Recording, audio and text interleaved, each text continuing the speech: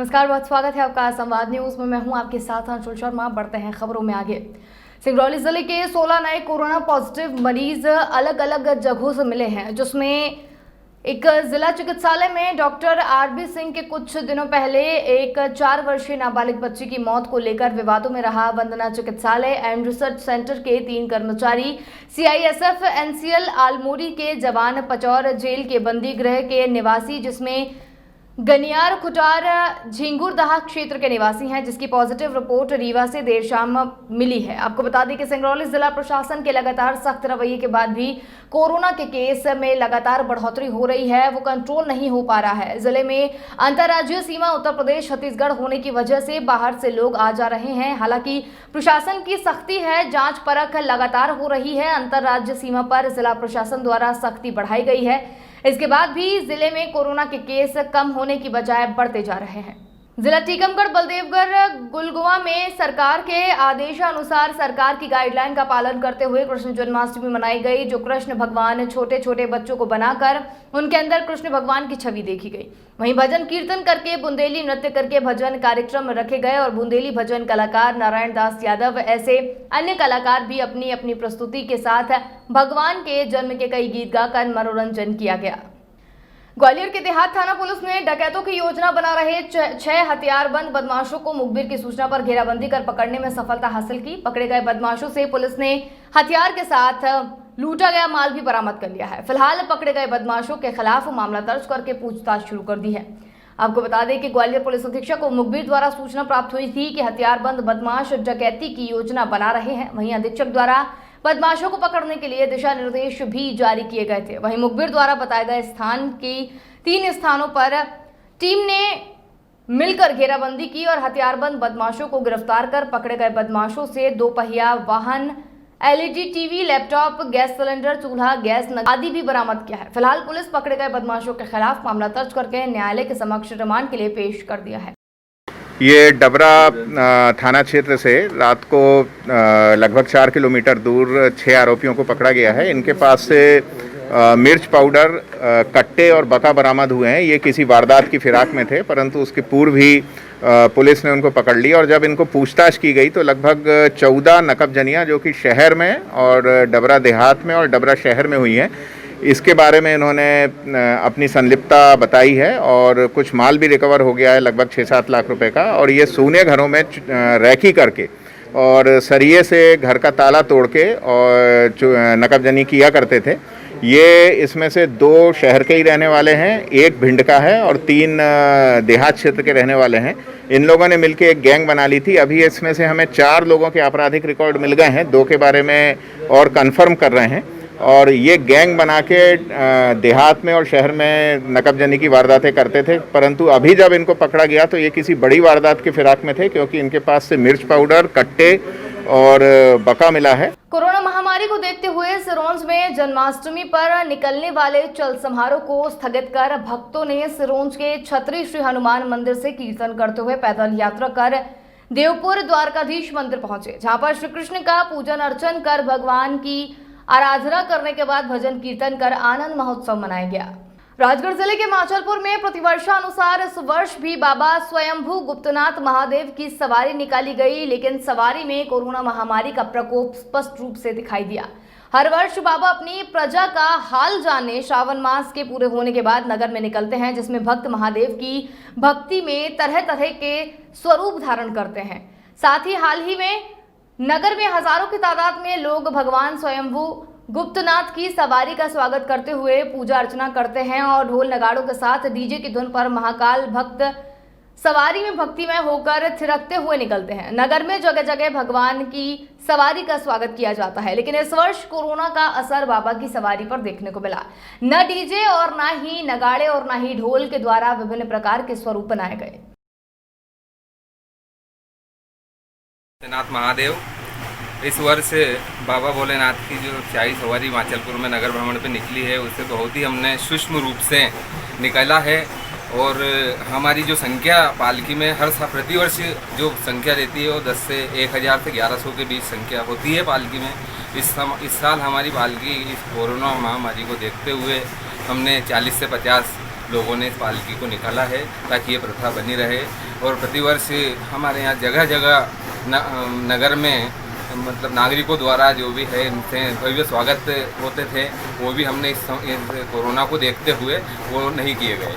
जय पालकी निकाली गई स्वयंभू बाबा महादेव गुप्तनाथ महादेव की, इसमें हमने सभी प्रकार से सरकार के निर्देशों का पालन किया है और बहुत ही सूक्ष्म रूप से इस पालकी का संचालन किया है और किसी प्रकार से हमारे नगर में किसी प्रकार का कोई स्वागत समारोह नहीं रखा गया है। इसमें हमने शासन के निर्देशों का पालन करते हुए हमने किसी प्रकार का डीजे साउंड, माइक साउंड, किसी प्रकार का कोई साउंड का प्रयोग नहीं किया गया है। कोरोना की महामारी के कारण हमारे भोलेनाथ की सवारी सूक्ष्म रूप से निकाली गई है। कृपया इसमें ढोल धमाके की व्यवस्था कम की गई है और सूक्ष्म रूप से निकाली गई। संख्या भी काफ़ी कम है, तो संख्या को देखते हुए, महामारी को देखते हुए संख्या कम रखी गई है। प्रतिवर्ष के अनुसार जो भी बिना कम सूचना दिए हुए आगे भी व्यवस्था प्रतिवर्ष अनुसार सैकड़ों जगह हमारा स्वागत होता था, पर इस जगह इस बार हमने कोरोना महामारी के चक्कर में अब के सारे स्वागत कैंसिल करके ये सवारी निकाली। अनूपपुर जिले में एक शर्मसार कर देने वाली तस्वीर सामने आई है। बता दें कि जैथरी के ग्राम पंचायत डोगरा टोल की है, जहां पर गरीब और प्रशासनिक उदासीनता की ऐसी तस्वीर देखने को मिली, जहां एक महिला की तबीयत ज्यादा खराब हुई तो बच्चों ने उसे खाट पर रखकर अस्पताल तक पहुंचाया। एक तरफ जहां हम आजादी के 72वें सालगिरह मनाने की तैयारी कर रहे हैं, तो वहीं प्रदेश सरकार के मंत्री बिसाहू लाल सिंह के विधानसभा क्षेत्र की ये तस्वीर सभी को शर्मसार करती है। जेथरी जनपद अंतर्गत ग्राम पंचायत डोंगरा टोला और पोंडा पानी गांव में आजादी के 7 दशक बाद भी बुनियादी सुविधाएं, बिजली, पानी और सड़क नहीं पहुंच पा रही हैं। यहां के ग्रामीण कई बार जनप्रतिनिधियों और अधिकारियों और सीएम हेल्पलाइन में अपनी शिकायत कर चुके हैं, लेकिन अभी तक सुविधाएं मुहैया नहीं हो पाई हैं। हम उसको मानो खटिया में लाद के और 2 किलो 3 किलोमीटर रोड के, हमारे यहाँ से रोड दूर है, वहाँ उसको वहाँ ले गए।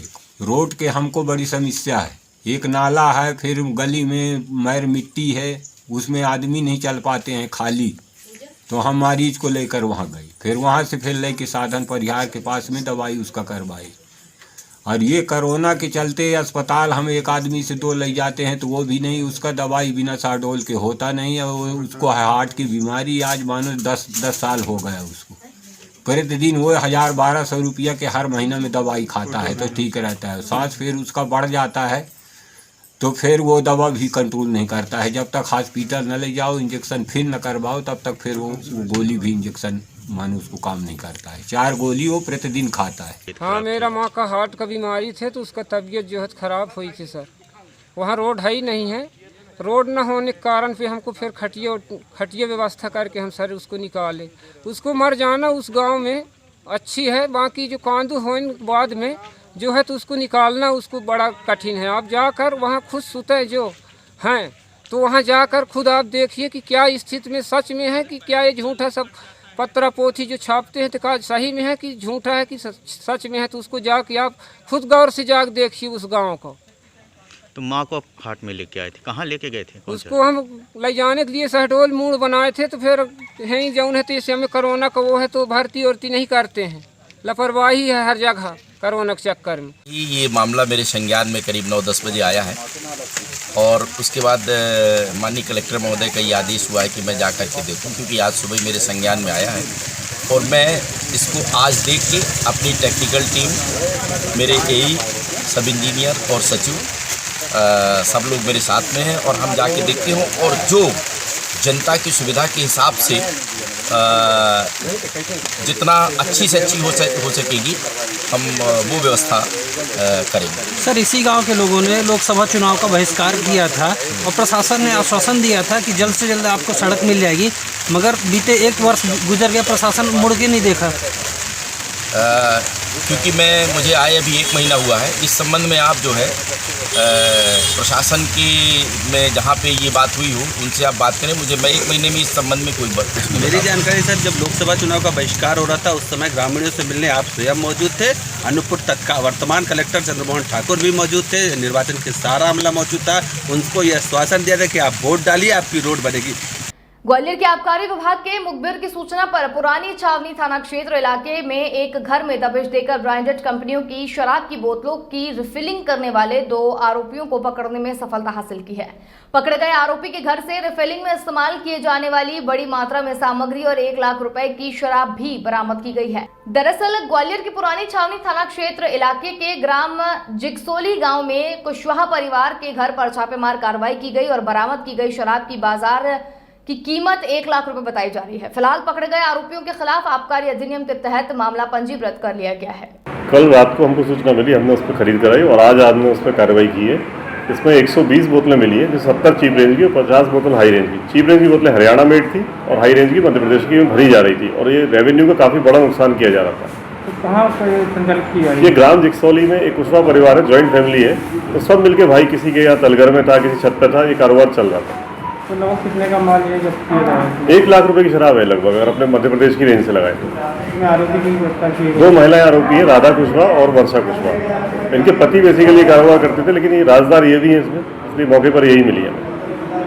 अभी सर इसमें इसके अलावा भी कोई आरोपी बताई गई? इसके अलावा इनके पति को आरोपी बनाया गया और जो पूरी फैमिली के मेल मेंबर्स हैं उनको हमने आरोपी बनाया और फर्दर इन्वेस्टिगेशन में उनको हम गिरफ्तार करेंगे मौके पर। ग्वालियर में एक शक्कर से भरे ट्रक में शॉर्ट सर्किट के चलते अचानक आग लग गई। वहीं आग की सूचना मिलते ही फायर ब्रिगेड की 2 गाड़ियां मौके पर पहुंची और बड़ी मशक्कत के बाद आग पर काबू पाया। वहीं ट्रक में भरा माल जलकर खाक हो गया है, जिसकी कीमत लाखों रुपए बताई जा रही है। दरअसल डबरा से ग्वालियर और मुरैना होते हुए हरिद्वार शक्कर भरकर जा रहे थे। शिवहरे ट्रांसपोर्ट कंपनी के ट्रक में बामौर के निरावली चौराहे के पास कल रात 2:30 बजे के दरमियानी शॉर्ट सर्किट के चलते ट्रक में अचानक आग लग गई। वहीं आग की सूचना मिलते ही ग्वालियर और बामौर फायर ब्रिगेड की गाड़ियों ने मौके पर पहुंचकर 3 गाड़ियों की मदद से आग पर काबू पाया। कल रात को 1:30 बजे और 2 बजे के बीच में पुरानी छावनी थाने के अंतर्गत एक ट्रक में आग लगने की सूचना मिली। तत्काल 2 गाड़ियाँ मौके पर रवाना करी।